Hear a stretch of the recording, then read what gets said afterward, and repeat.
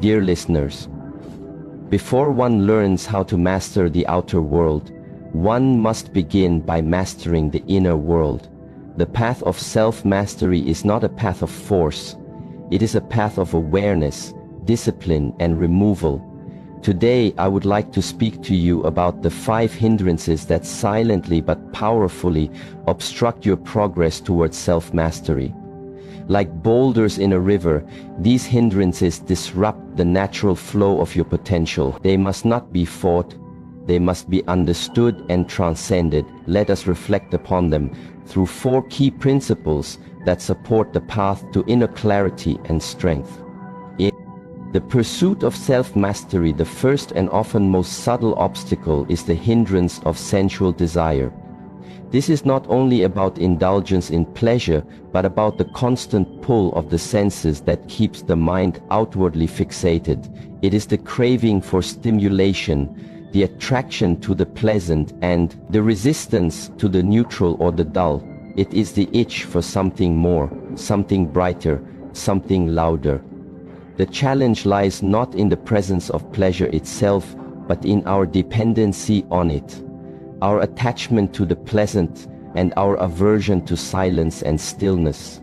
Sensual desire is the reason why a person cannot sit in silence for 5 minutes without feeling bored. It is why our hands unconsciously reach for the phone, the screen, the noise. It is why we eat not because we are hungry, but because we are uncomfortable with emptiness. Why do we fill every gap in our day with sound or sight? Because the mind driven by desire fears stillness. Stillness becomes a confrontation with the self, and, for many, this is more uncomfortable than any physical hardship. What we must understand is that this endless reaching outward disconnects us from ourselves. It is like trying to fill a cup with water while there is a hole at the bottom. No matter how much we pour in, the thirst returns. This is the trap of sensual desire. It gives us a moment of pleasure, followed by a longer period of dissatisfaction. It does not nourish, it only stimulates. And as long as we live on stimulation, we will never develop the strength of stillness. Self-mastery demands that we train ourselves to sit with simplicity, to be comfortable with less, not less in a way that deprives, but less in a way that frees. The ancient masters did not renounce the world out of hatred for it.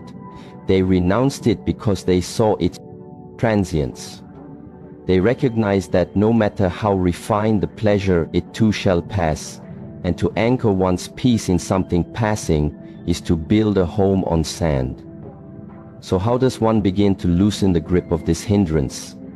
The first step is observation. Without judging, without reacting, simply observe the pull of desire.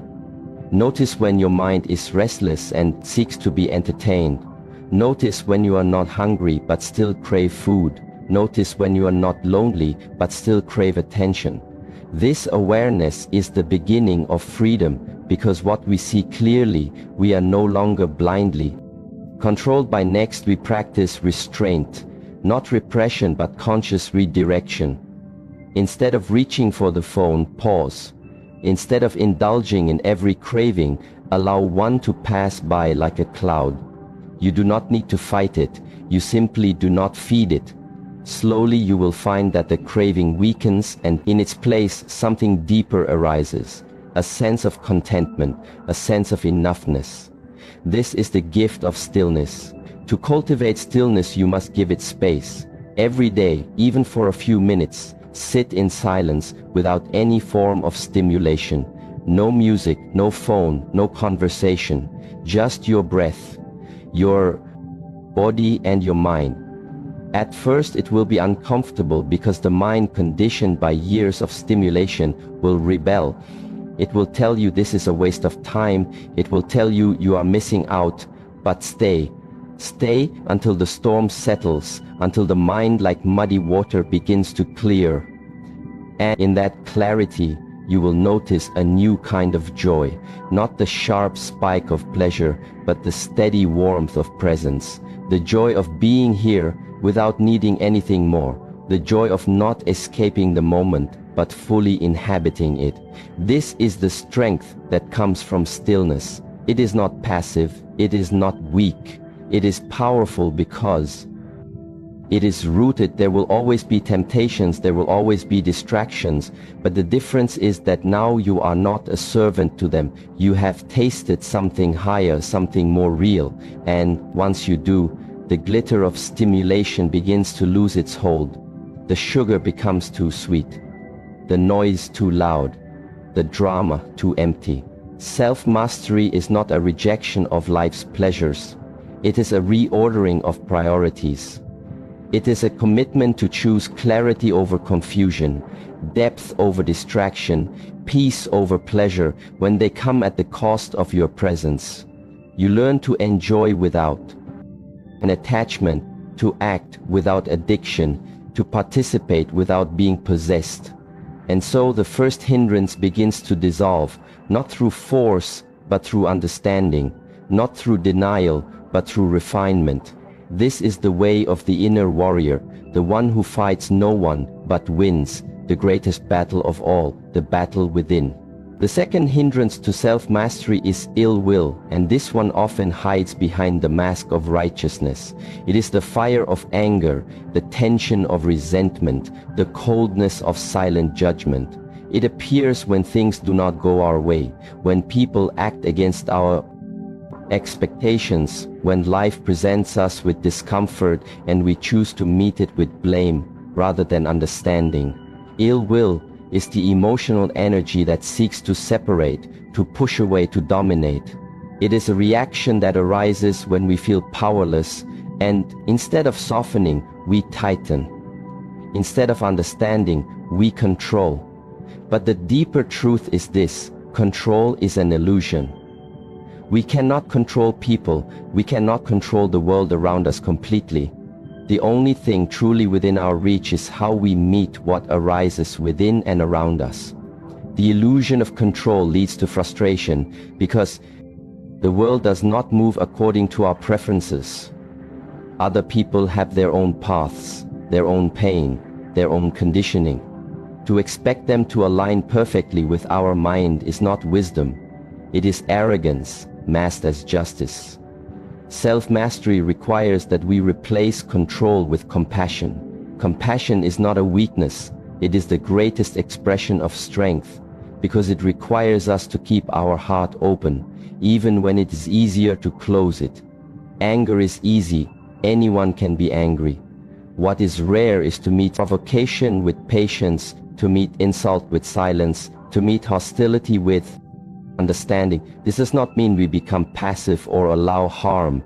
It means that even when we stand our ground, we do so from clarity, not from hatred. Ill will is not only harmful to others, it is poison to the one who carries it. The mind filled with resentment is like a room filled with smoke.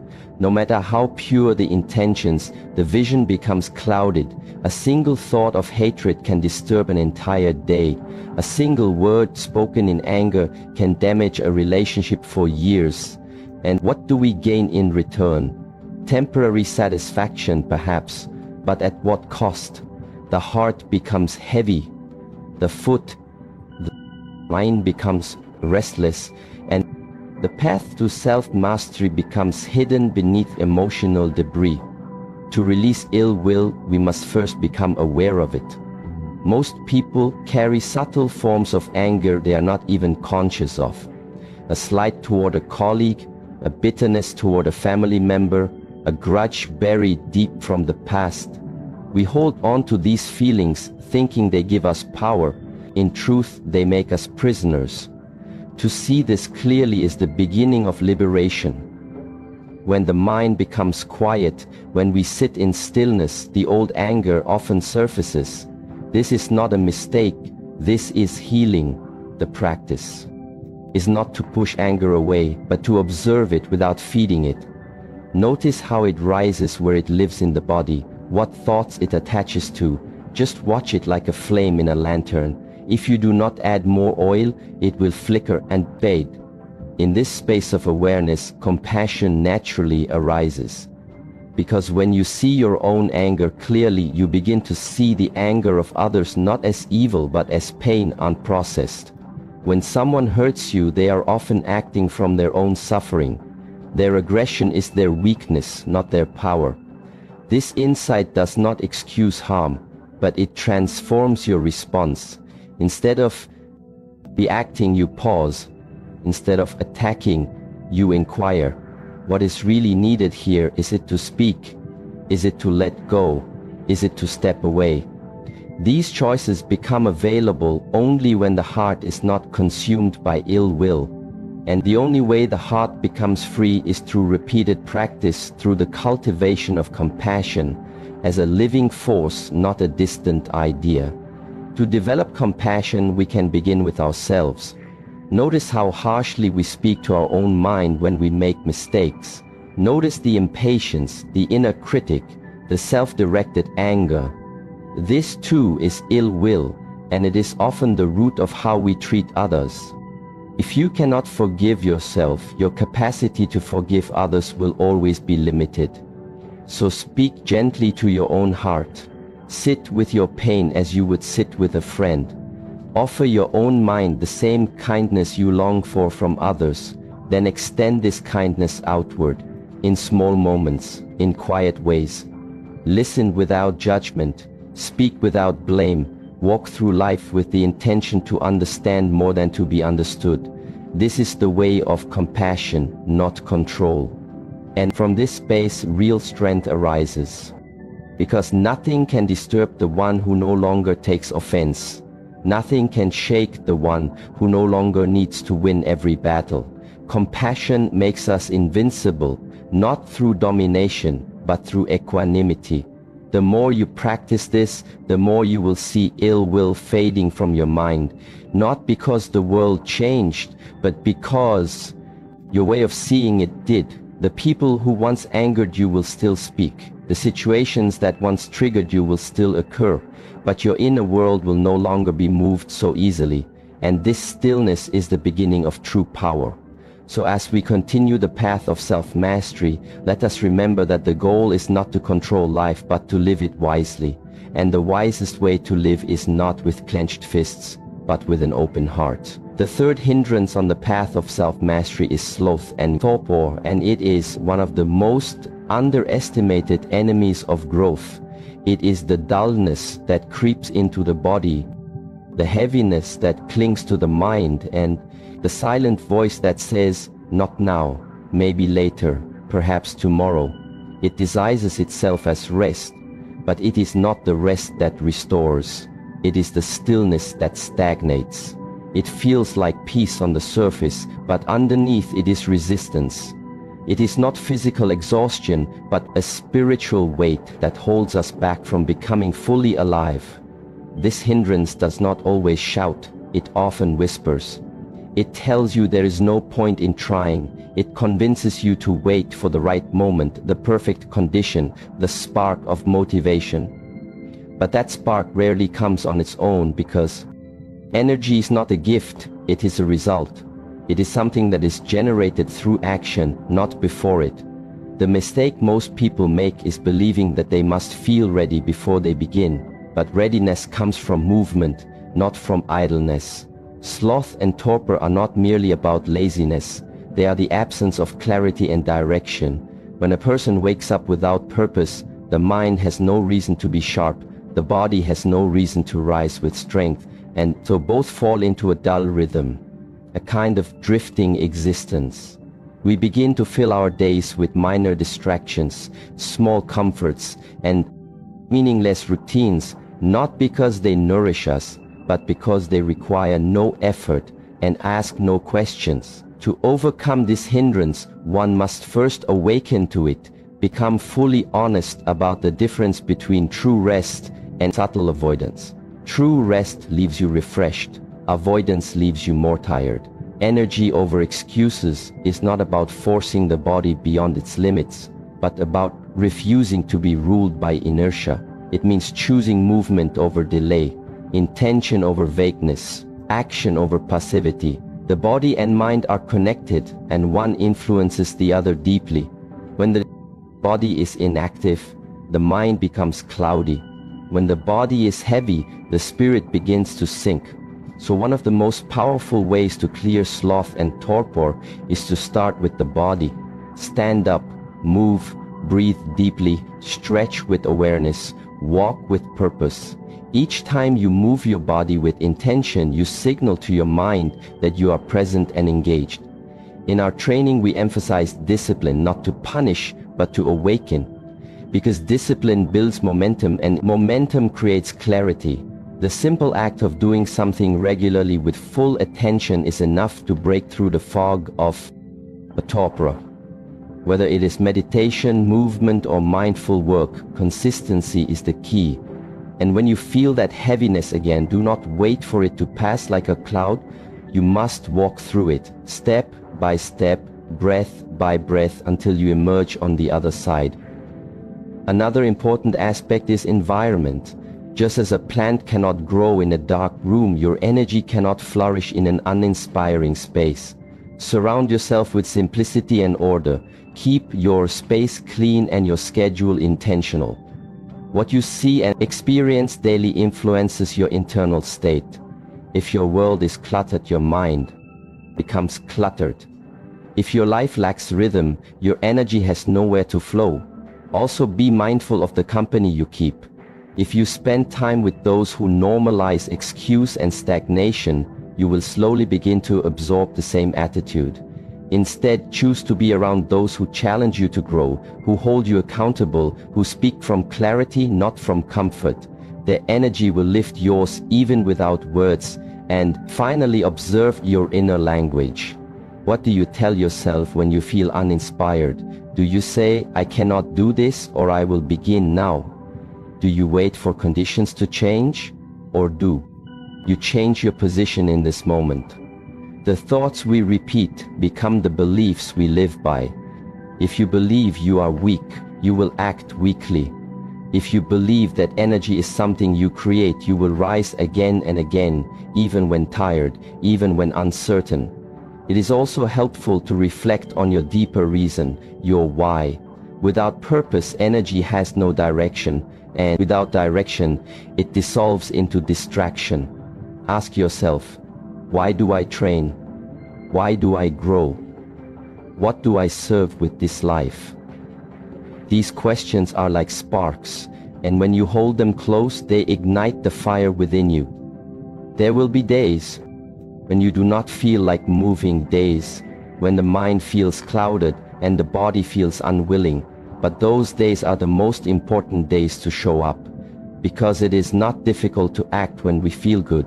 The real transformation happens when we act despite not feeling ready.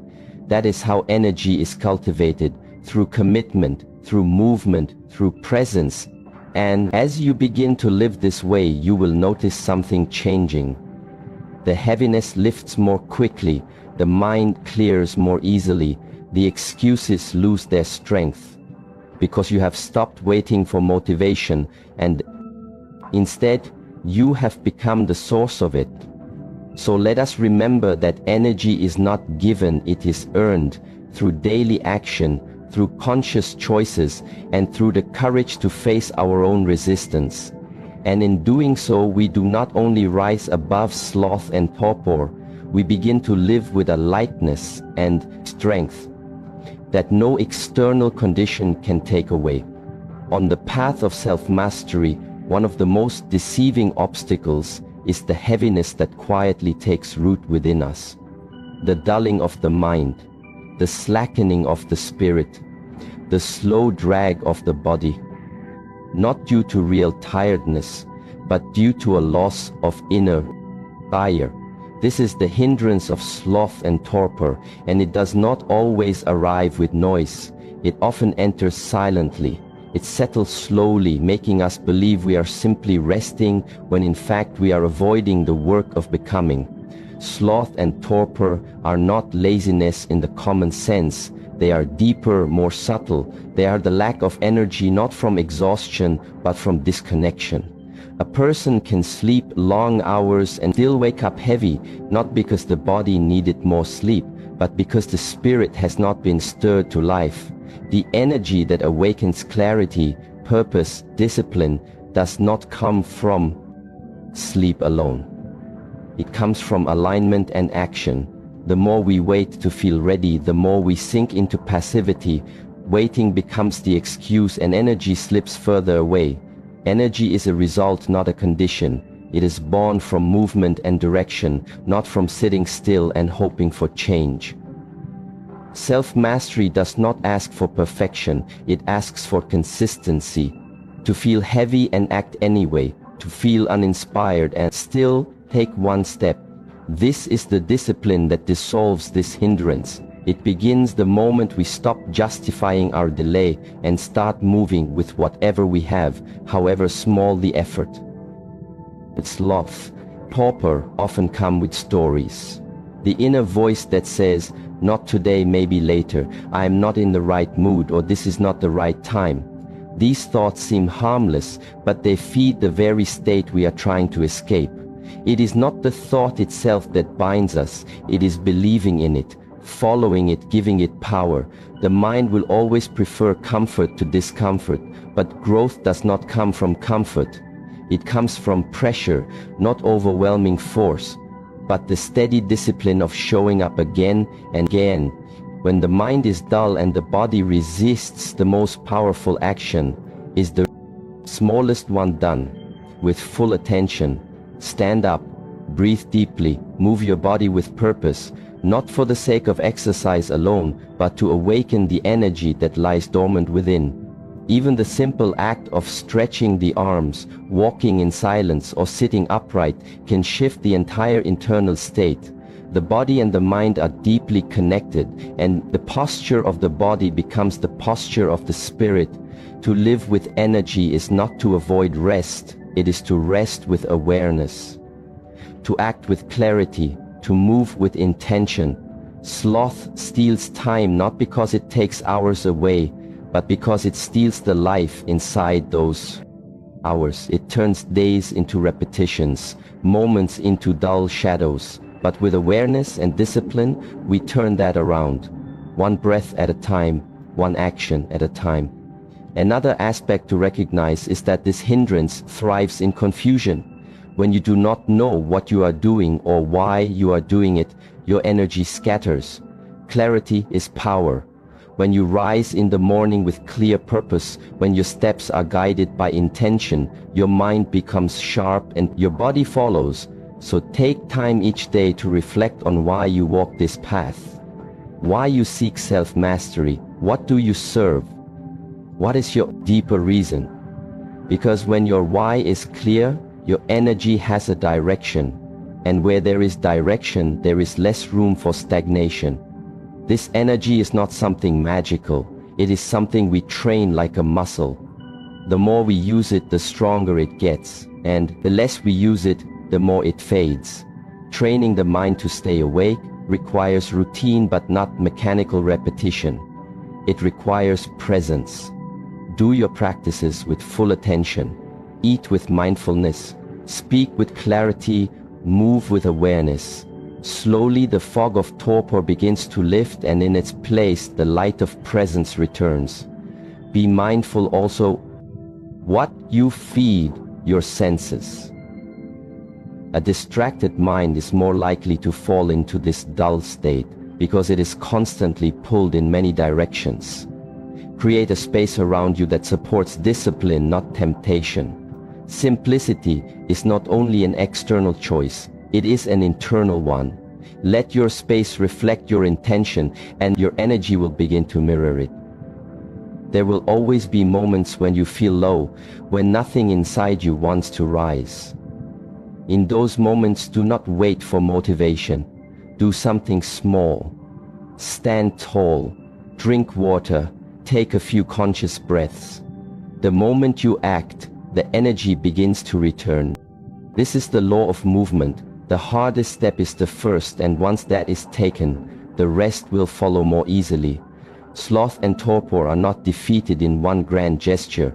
They are worn down by quiet perseverance. They lose their grip when you stop negotiating with them, when you stop making excuses and simply begin. With every step you take, Despite the heaviness, you send a message to your mind that you are in control, that your purpose is greater than your mood, and through this quiet battle fought daily, with breath, with movement, with discipline, you begin to awaken a force that no longer depends on conditions. You become a source of energy rather than a seeker of it, and this is what makes you unshakable.